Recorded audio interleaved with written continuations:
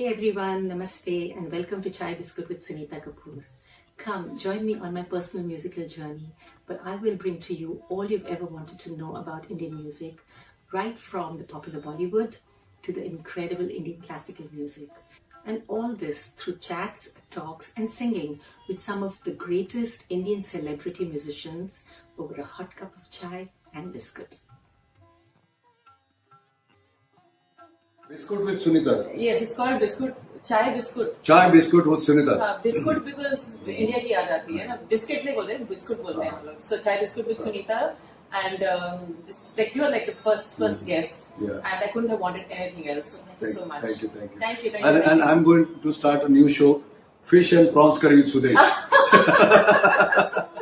My first guest on Chai Biscuit with Sunita Kapoor is a truly artistic soul.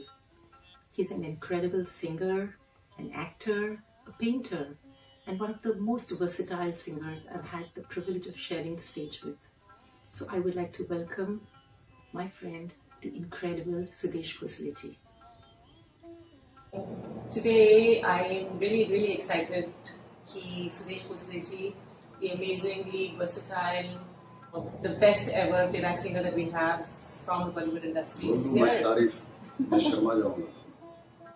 I wanted to ask you some personal questions today. Oh my God. तो मैं इतना ही कहूँगा. सबसे पहले तो congratulations. आप मैं सुनीता जी ने मेरे बारे में बताया, मेरे बारे में और कुछ पूछ लिया. मैं बताने वाला हूँ कि मुझसे बता दूं कि 95 से, राइट, या उससे पहले से 90 अर्ली 90s से सुनीता जी ने कम से कम 15-20 साल मेरे साथ, मेरे हर शो में सुनीता जी एक बहुत अहम हिस्सा रही है मेरे प्रोग्राम्स का, मेरे लाइव शोज का. और जिसकी वजह से मैं बताऊं कि मेरे शोज अच्छे होते थे, क्योंकि हम लोग जब डुएट गाते थे तो लोगों को लगता था कि हाँ, इनकी जो केमिस्ट्री है बहुत अच्छी है. और she is a very good singer.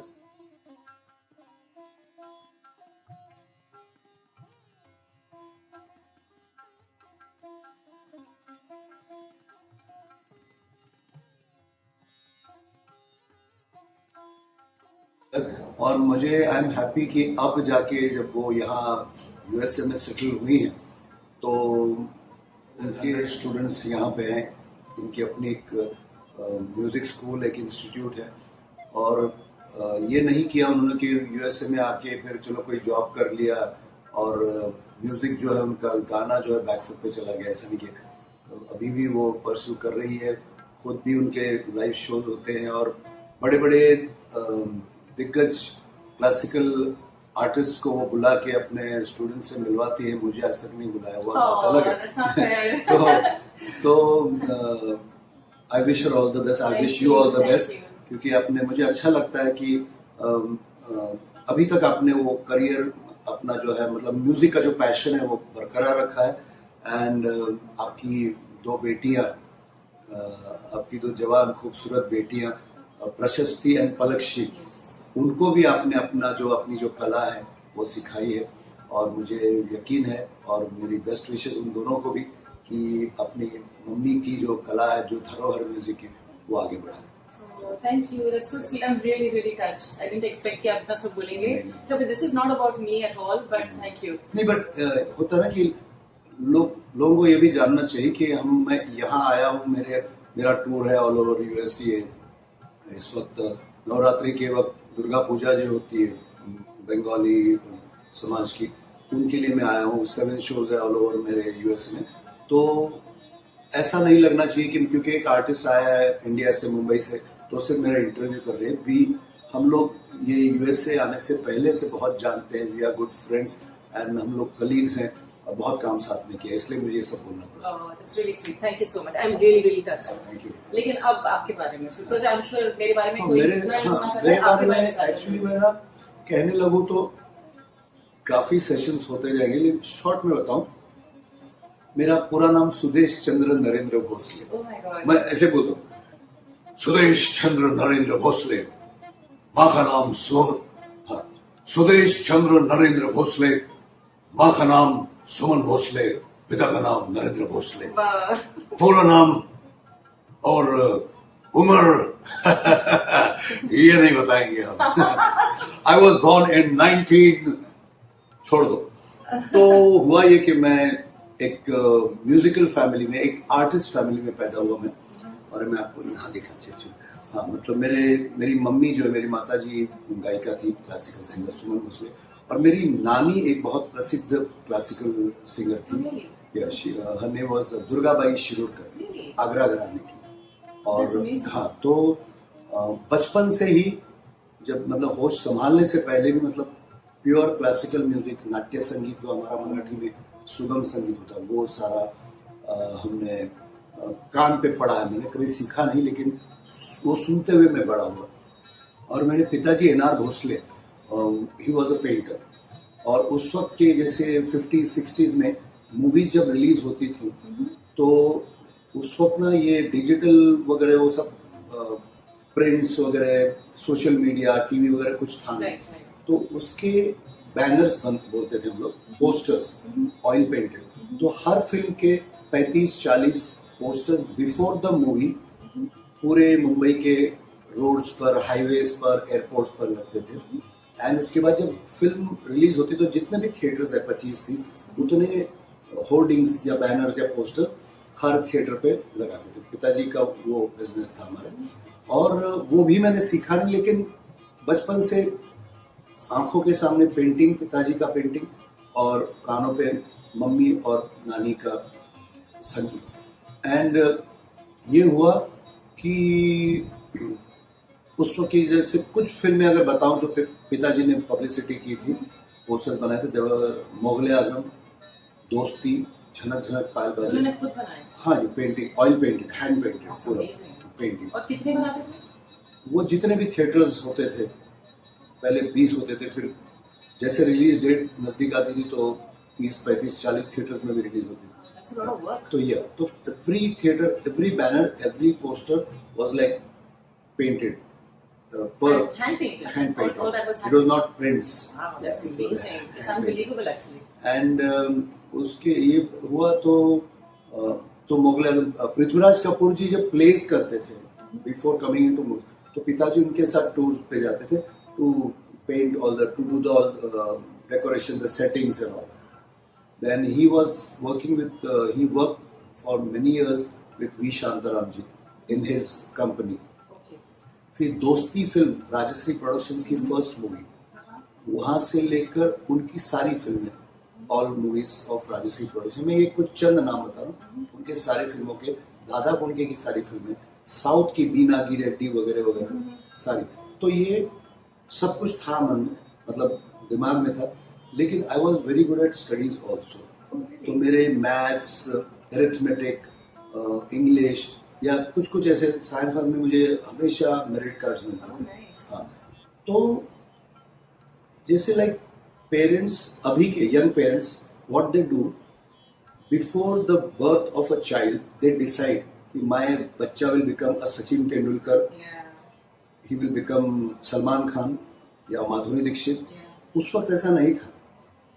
You must be knowing कि माता पिता ने स्कूल में एडमिशन ले ली, बहुत बड़ी बात हो जाती. पिताजी तो कभी कभी पता भी नहीं होता तो कौन सी स्टैंडर्ड में पढ़ रहा है, ये होता था. तो एनीवे, तो ये स्कूल में था मेरा. And I was a very shy introvert, जो भी आप कहेंगे, मतलब किसी के आंख में नहीं मिला था. और मेरी आवाज इतनी पतली थी कि I would Singh a song in my voice and it sounded like a female. इतनी पतले, मुझे लोग चिढ़ाते थे. पर वो तो जब आप छोटे होंगे तब. हाँ, छोटे में काफी हाँ, मतलब वो ऐसी आवाज थी तो मुझे शर्म ही आती थी. मैं बोलता भी था तो मुझे, अरे क्या तू लड़की जैसे बात कर रहा है. तो एनीवे, ये सब हो रहा था, माहौल था म्यूजिकली, वो गाना और ना, वो एक एज ऐसी थी कि कभी सोचा नहीं था कि क्या बनना है. पढ़ाई करनी है, मार्क्स अच्छे लाने हैं, दैट्स इट. और बचपन से मेरे कोई दोस्त नहीं. और जैसे कॉलेज में भी गए ना, तो टिपिकल होता है ना यंग क्राउड, कि शाम को मिले लड़के लड़कियां, हैंग आउट कर रहे, मतलब कहीं रेस्टोरेंट में जा रहे, बार में जा रहे, इधर जा रहे उधर, या नुक्कड़ पे बैठे. वो चीज मेरी लाइफ में कभी हुई नहीं. अच्छा जी. क्योंकि मुझे वो कॉन्सेप्ट ही मेरे इसमें हजम नहीं हो रहा था। नहीं। वो क्या रोड पे खड़ा होना है, सिगरेट पीना है, Yeah, that's true. हाँ, या तो वो ऐसा था मेरा एक वो। ये करते करते हुआ ये कि थोड़ा लंबा हो जाएगा, लेकिन आप उसको काट सकती बाद में। नहीं नहीं, it's so wonderful. It's really, हाँ, it's तो so good. क्या हुआ, एक फिल्म का काम चल रहा था, पिताजी बहुत दिन घर नहीं आए। I stay in Goregaon in Mumbai, and my father studio was in Worli, Mahalakshmi. तो वो जाते थे वहां पे, and my mother also was an artist. ये जो क्रेडिट्स होते हैं ना फिल्म के टाइटल्स वगैरह, वो सब मम्मी लिखती थी। आन मिलो सजना, I didn't know that about her. या मेरी मम्मी, मेरी सिस्टर्स, मतलब पूरे मतलब 3 सिस्टर्स है मेरी, कला, सुनीता, निशी। तो कला और Sunita they are very good painters, and Nishi is a classical singer, और मेरे में दोनों है। तो एनीवे, तो मैं काफी दिन मम्मी को करती थी, producer, director, music director and the name, Right. वो लिखती थी। Right. एंड एक दिन बहुत दिन पिताजी आए नहीं, बहुत बड़ी फिल्म का काम चल रहा था। तो मैंने मम्मी से कहा कि मुझे पापा से मिलना है। उन्हें चल, तो मुझे ट्रेन में बैठा के वो ले गई स्टूडियो। वहां देखा बड़ा स्टूडियो मतलब it was a big shed, है ना, गराज जैसे। एंड वहां देखा कि मेरे डैडी बना रहे सब पोस्टर्स, उनके अंडर 12-15 असिस्टेंट्स, एवरीवेयर देख रहा हूँ पेंटिंग्स। और तो मैंने मम्मी से पूछा, मम्मी के मैं कर लूँ क्या? तो मम्मी पिताजी बोले क्या बोल रहा है? तो बोल रहा है करूँ क्या? बोले कर ले कोई प्रॉब्लम नहीं, अगर बिगड़ भी गया तो हम लोग है ना। तो they gave me a small plywood, एक वो जो बसेस, बीएसटी बसेस के पीछे लगते थे ना, वो साइज का, आई थिंक 3 फीट बाय 4 और 5 फीट का, इट्स अ प्लाईवुड। एंड बोले ये स्केच कर, and it was the famous poster of Prem Nagar. और राजेश खन्ना, हेमाजी, मतलब हेमाजी ऐसे हैं और उनके सीने पे राजेश खन्ना ने ऐसे सर रखा हुआ। Right. तो जो मैंने स्केच किया ना, वो देख के उस स्टूडियो में सारे हैरान हो गए, ओह माय गॉड, ये क्या है, एकदम हूबहू। Wow, that's amazing. और मेरे पिताजी और ने natural. नेचुरल, उससे पहले मैंने स्केच भी नहीं किया था। Wow. जो स्कूल में हम लोग करते ना, साइंस, ज्योग्राफी, उतना किया था। आई डिडंट नो कि मेरा इतना, मैं हैरान हो गया, एकदम मतलब एक लाइन यहाँ की वहां। पिताजी मेरे ना बड़े वो थे एकदम ना बिंदास किस्म के, चल बेटा अभी तू स्कूल मत जा, कल से लग जा इधर, अभी 1 महीना ये हमारे साथ ही काम। एक्चुअली मेरी मम्मी ने दूसरे दिन मेरे कपड़े वगैरह लेके आए, मैं 1.5 महीना पिताजी के साथ वो किया। पेंटिंग भी ऑयल पेंट फर्स्ट टाइम किया, और इतना अच्छा हुआ, मतलब कुछ बैनर इतने कि पिताजी बोला बेटा मुझे इसके ऊपर कुछ फिनिशिंग करने की जरूरत है। तो मेरे हाथ के कुछ बैनर्स कुछ थिएटर्स में लगे इन 1974 when I was only 14 years old. That's it? Yeah. That's really young. Yeah. That's And मुझे इतनी खुशी हुई कि अरे वाह, मैं पेंटिंग कर सकता हूँ। 14, wow. 14 years में तो कोई कुछ नहीं करता है। कुछ नहीं कर सकता, यहाँ पे नहीं, तो कुछ बिल्कुल नहीं करते होंगे, लेकिन मुझे नहीं पता था मैं इतना हुबहू कर दूं। उतना पहला स्केच बिगड़ जाता है। एंड और उसके बाद मेरी एक ऐसी बातें मैं आपको मेरे वो भी आप you can share with your audiences. Absolutely, I'm sure they love this. I'll forward you my sketches. Okay. 1978, 1977 में बनी हुई, इसके मेरे अभी भी मेरे फोन में है।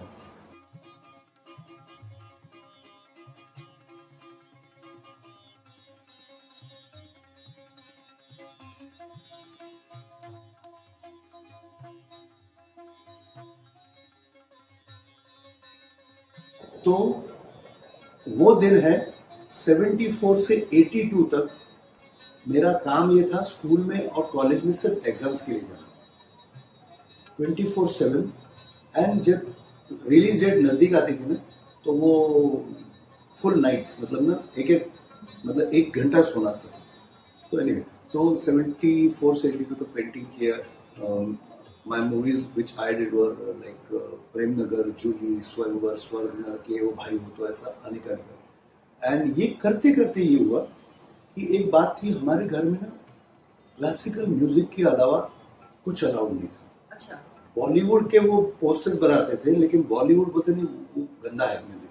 अच्छा, नहीं सुनते थे? हमारे घर में पिताजी होते ना तो मुंबई करना मतलब आकाशवाणी हाँ हाँ हाँ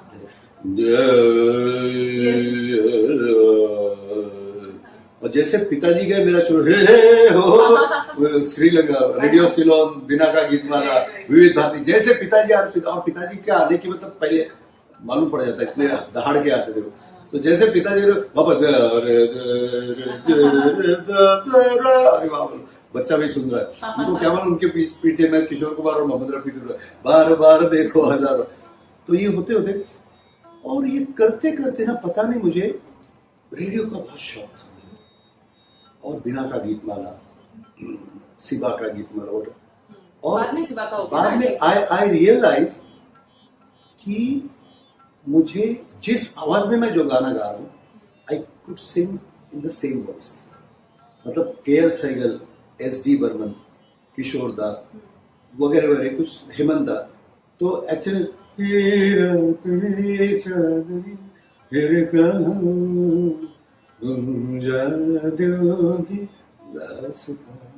तो ये मैं बचपन से करता था और मुझे पता नहीं था और उस वक्त मुझे याद है कि 200-300 गाने बाहर थे। अच्छा हाँ। अब क्या हुआ जैसे कुछ कॉलोनी में कुछ फ्रेंड्स बने थे मेरे तो उनके साथ मैं कभी कभी मजाक में कॉलेज में एक लड़का था तो बहुत अच्छी मिमिक्री या अलग अलग आवाजों में गाता था उसको सुन के फिर I join a cultural group in my college और उसमें फिर मेरा वो शुरू हुआ कि अलग अलग आवाजों में गाना।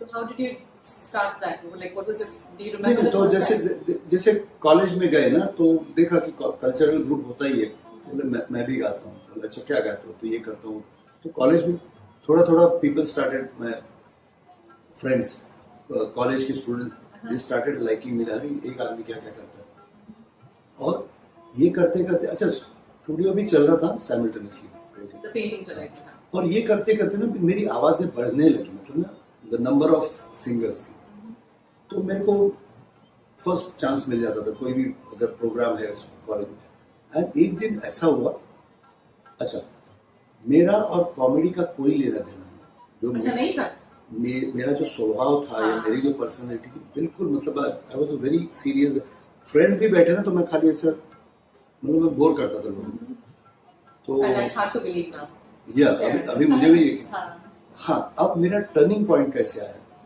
मुकद्दर का सिकंदर फिल्म देखी उसमें विनोद खन्ना अमिताभ बच्चन अमजद खान रेखा राखी और विनोद खन्ना का मैं बहुत बड़ा फैन जैसे अमरत बरादरी में एक डायलॉग है ना यहाँ का दादा है तो हाँ अपने बस्ती वालों के सामने रोब जमा रहे हैं वगैरह वगैरह wow that's amazing Yeah. it's so good that too without sound effects it sounds Yeah, so yeah. similar तो वो फिल्म देखी दूसरे दिन स्कूल मतलब हायर सेकेंडरी में था मैं तो किसी को देख के बोला ए सोरा सा दरवाजा खोल दे okay आपने ऐसे बोला मैंने बोल दिया हाँ बोल के मैं भूल गया तो मेरा जो दोस्त था साथ में सुदेश ने अभी जो बोला ना that was exactly like Amitabh Bachchan छोड़ यार तो वो मेरे पीछे पड़ गया दूसरे दिन मेरे घर पे आया तो सुदेश मैं बता रहा हूँ कल वो it was like very close to Amitabh Bachchan बोले यार तुम मजाक मत करिए मेरा सब मिमिक्री कॉमेडी सब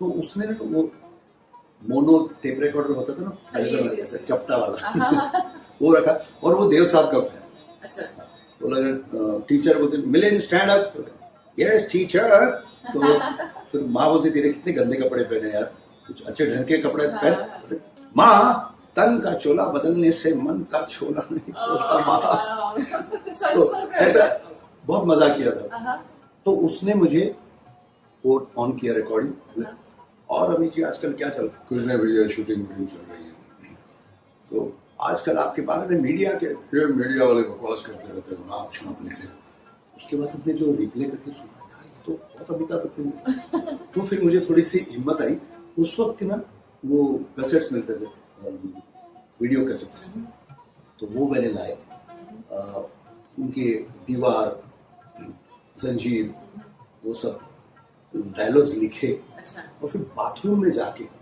बाथरूम के कोने में या कमरे के कोने में जाके मैं ऐसे साउंड इफेक्ट साउंड इफेक्ट वो जो reverb Right. Echo and then college में बोले यार नेशनल कॉलेज में शो करना है, तो यार मुझे भी ले चलो ना, अमिताभ बच्चन की आवाज निकालूंगा, तो घबराएगा तो नहीं. And I will tell you who are those people. Kirti Girish, Really? famous. They were already professional like musicians. Yeah. Musicians. And Adesh Srivastav was there as a drummer. And Wilson Pereira, Madhuri. Oh my God. They were already big stars. All अपने stage हाँ, वाले. yes, हाँ. तो मुझे introduce किया Vinod Wilson.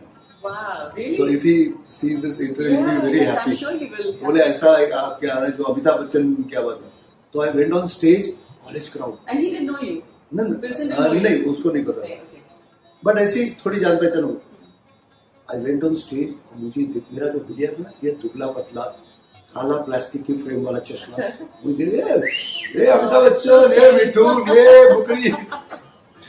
तो मैं बोला मैं अभी आपके सामने अमिताभ बच्चन की आवाज निकालता हूँ. मतलब उतनी भी तमीज नहीं थी कि पेश करता हूँ. तो शूटिंग शुरू है. इतने में मैंने बोला देखिए अमर अकबर एंथनी का एक सीन कर दूंगा जिसमें वो नाजिर हुसैन फादर का मर्डर करते हैं जीवन, उनकी लाश को वहां फेंक के निकल जाते हैं. एंथनी आता है कि हे फादर हमको एक लड़की पसंद आए. देखते कि सामने फादर की लाश पड़ी. तो लाश पड़ी है तो जीसस क्राइस्ट से पूछता है कि ये खून किसने किया. तो ऐसा नहीं. तो normally comedians or mimicry artists, they do some comedy items. Right. Or something very famous. Yeah. And मेरा पहला ही जो है it was very serious, emotional. बोला और हुटिंग चल रही है इतने में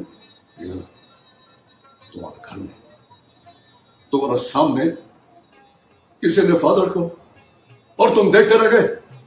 अगर इस दुनिया से किसी को उठाने का था तो कौन को उठाने का था. दुनिया में लाखों लोग ऐसा मासूम एंथनी को चर्च के बाहर मरने के लिए छोड़ देता है. कौन पालता है 16 वर्ष बच्चा लोग को. ये पालता है ये. Wow, that's amazing.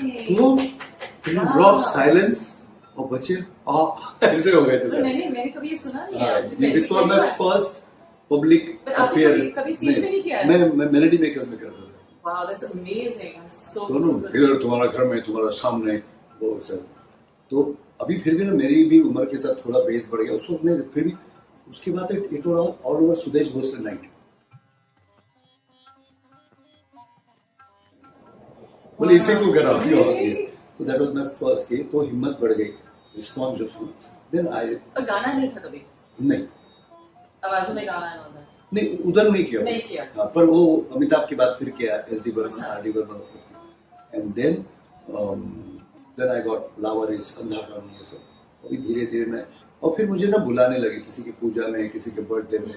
वो करते हाँ करते करते मुझे कहीं देख लिया. Melody makers orchestra, great orchestra. This was in 1982. उन्होंने मुझे बुलाया. एक शो में एक पूजा थी एक बड़ी कंपनी में. तो मेलोडी मेकर्स का बैलेंसिंग होते होते मुझे उन्होंने I did mimicry of singers and actors. तो जैसे उन्होंने मुझे सुना ना, वो कंपनी का माइक निकाल के उन्होंने अपना माइक श्योर SM58 वो मेलोडी मेकर. अच्छा. मेरे बाद उनका वो लगाया. फिर थोड़ा और फिर जैसे मैंने अलग अलग गाने लगा तो behind the curtain they started playing. because he was so excited. Yeah. Somebody so talented. तो उसके बाद वहाँ वंस मोर हुआ, शुरू हुआ. इनफैक्ट दोज पीपल से यार इनको क्यों लाया नहीं, आपका ही शो करते. मतलब इतना they were it was the response was so good. And उसके बाद ना मेरा हो गया. तो एवरीवन केम, आप क्या करते हो, ये करते. बोले और कुछ है क्या, हमारा थोड़ा टाइम है, आप और कुछ कर सकते. बोला मैं अमिताभ बच्चन की आवाज करूँ. हमने आप बात करें तभी भी लग रहा था हमको थोड़ा सा. तो फिर मैंने किया. और जैसे ही वो मेरा सब खत्म हो गया मेरा परफॉर्मेंस, उन्होंने मुझे बुलाया पीछे. बोला आप हमारे साथ काम करोगे. हाँ करो. तो फिर मुझे नेक्स्ट डे ऑफिस में बुलाया एंड बस शुरू करो. एंड वो था दिन, कल सुबह आ जाना बैग लेके.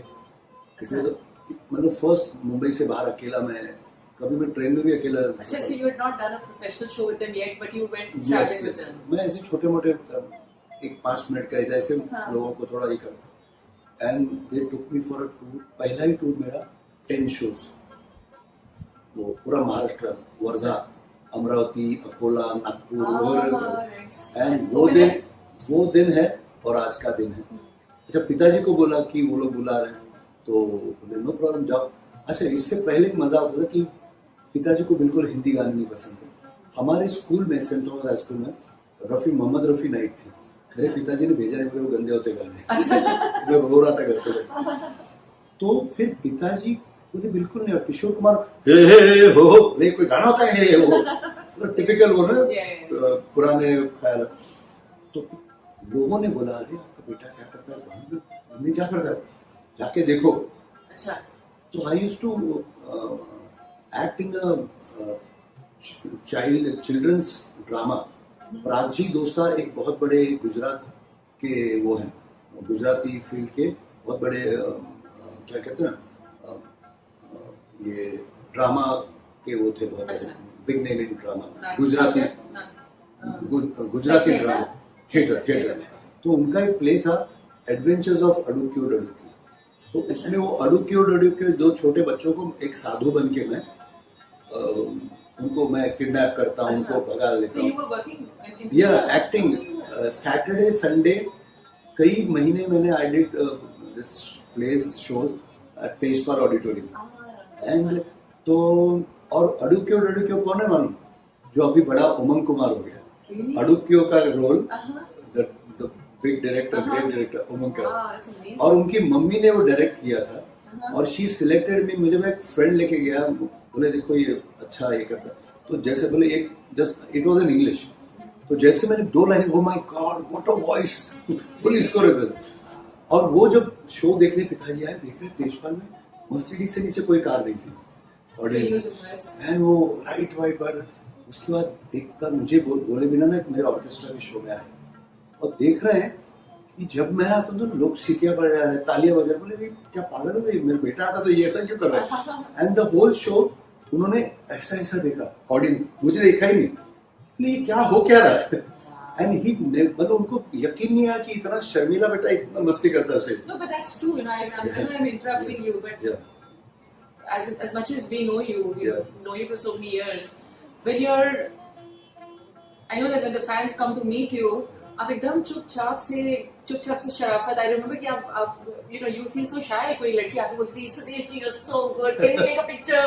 और कि चिपक रही हैं, फोटो ले रही है। Of course fans are like that। अंदर से खुश होता।